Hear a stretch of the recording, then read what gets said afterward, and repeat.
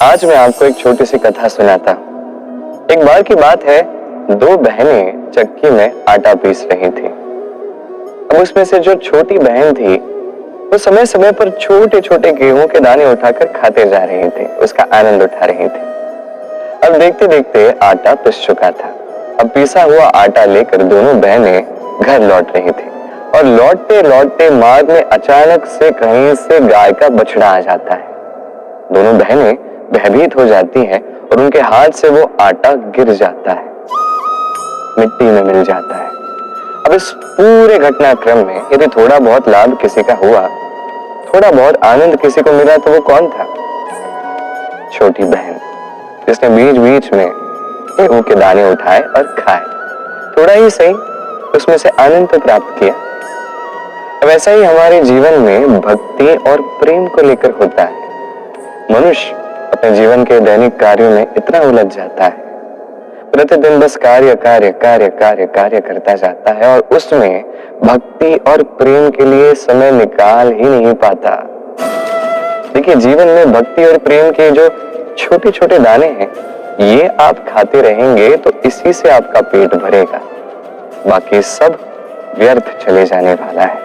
जीवन में जब भी आप कोई कार्य करें, ईश्वर की भक्ति में विलीन होकर वो कार्य करें।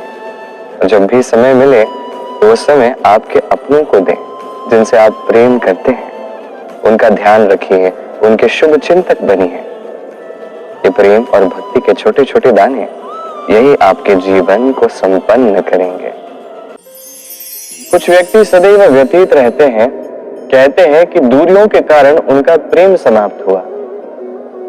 कुछ ऐसे भी व्यक्ति हैं जो कहते हैं कि दूरियों से ही प्रेम बढ़ता है। कुछ कहते हैं पास आने से प्रेम बढ़ता है। और सत्य यह है कि दूरियां इस प्रेम को मापने का कोई उपकरण है ही नहीं। पपीहे को देखिए, समस्त वर्ष ये प्रतीक्षा करता है कि वर्षा हो और उसकी प्यास बुझ जाए। वर्षा की बूंदों के अतिरिक्त वो कोई और जल ग्रहण ही नहीं करता। अब बताइए कि इन दूरियों के कारण उनका प्रेम समाप्त हुआ? ये प्रेम आपका चेतन देखता है, आपके मन में बसी भावना देखता है। फिर चाहे आप जितने भी दूर क्यों ना हो, जितने भी पास क्यों ना आ जाओ, बस इन भावनाओं में मलिनता नहीं होनी चाहिए, स्वार्थ नहीं होना चाहिए। इस प्रेम को पवित्र रखिए, ये प्रेम बढ़ता ही जाएगा। हमारे जीवन में जब भी हम पर कोई बड़ा उत्तरदायित्व आता है तो हम उससे दूर भागते हैं। स्पष्टीकरण ये देते हैं कि नहीं, इतना अधिक भार उठाने की शक्ति मुझ में है ही नहीं, मैं नहीं कर पाऊंगा। देखिए, संसार में भिन्न भिन्न प्रकार के वृक्ष हैं, कुछ छोटे हैं, कुछ बड़े, किंतु बरगद के वृक्ष जितना विशाल और घना वृक्ष और कोई नहीं है। निस्वार्थ भाव से संसार की वो सेवा करता है, छाया प्रदान करता है, शीतलता प्रदान करता है। और जब एक ऐसा समय आता है जब उस पे अत्यधिक भार आ जाता है तो वो टूट कर गिरता नहीं है, तब उसे अपने इस निस्वार्थ कर्म का फल मिलता है। वो निस्वार्थ कर्म जो उसने किया, उसके तनों से जो टहनियां निकलती हैं वो बेल बन जाती हैं। ये बेल धरा तक पहुंचती हैं और फिर उस बरगद के वृक्ष को सहारा देती है, वो टूट कर नहीं गिरता। इसी प्रकार आप भी जीवन में निस्वार्थ भाव से सबकी सेवा कीजिए, प्रेम कीजिए, सहायता कीजिए।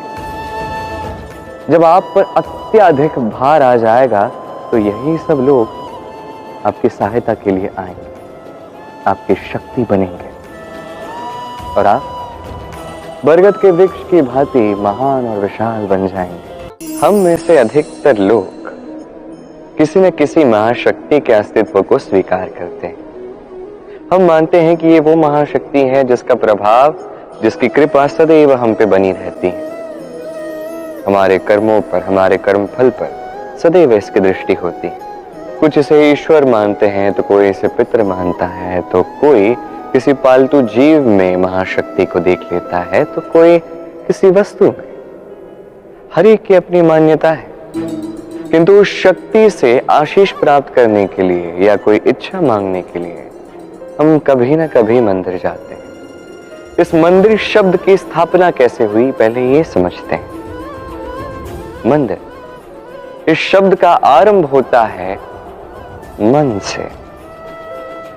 किंतु अधिकतर लोग जब भी मंदिर में जाते हैं कोई इच्छा मांगने के लिए या इच्छा पूर्ण होने के पश्चात धन्यवाद देने के लिए, तो वो केवल शारीरिक रूप से वहां उपस्थित होते हैं। उनका मन तो सांसारिक कर्मों में ही लगा होता है, नहीं?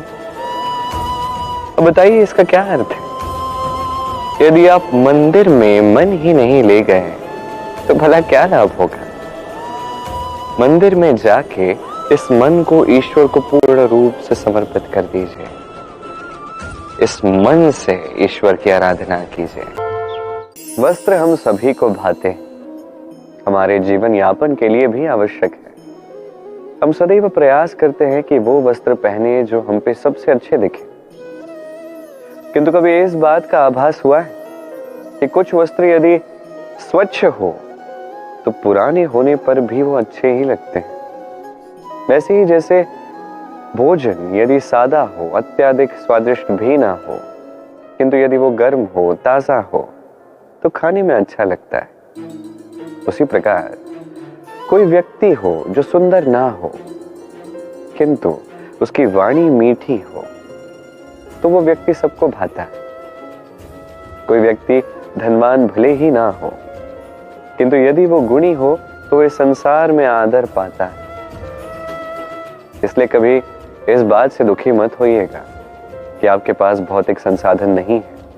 आपके पास जो सबसे बड़ा संसाधन, सबसे आवश्यक संसाधन है वो है आपकी आत्मा, आपका मन, आपके विचार, आपके गुण, आपकी वाणी।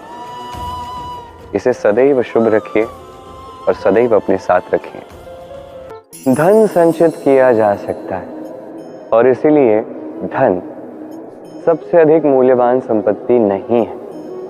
अब आप कहेंगे कि मैं क्या कह रहा हूं, धन तो मूल्यवान है, हम सभी अर्जित करने में लगे हुए हैं। वो इसलिए क्योंकि आप नहीं जानते कि संसार की सबसे मूल्यवान संपत्ति क्या है। ये वो संपत्ति है जो कभी संचित नहीं की जा सकती। आपके पास जितना भी धन हो उससे आप स्वास्थ्य पा सकते हैं, घर पा सकते हैं, आदि इत्यादि। किंतु जितने भी धनी आप क्यों ना हो जाए, बीते हुए कल का एक क्षण पुनः नहीं पा सकते। ये एक क्षण, ये समय, ये है संसार की सबसे मूल्यवान संपत्ति। एक बार चली गई तो पुनः कभी लौट कर नहीं आएगी। अब ये क्षण बीत क्यों ना जाए, इन स्मृतियों में हम पुनः उन्हें जी सकते हैं, उसका आनंद उठा सकते हैं और जिसके साथ भी हमने समय व्यतीत किया उसकी स्मृतियों में भी हम सदैव जीवित रह सकते हैं। इसलिए समय सबसे मूल्यवान संपत्ति, इसे ऐसे ही व्यर्थ मत कीजिए। हर क्षण इसका उपयोग कीजिए, आनंद उठाइए और प्रेम के साथ कहिए राधे राधे।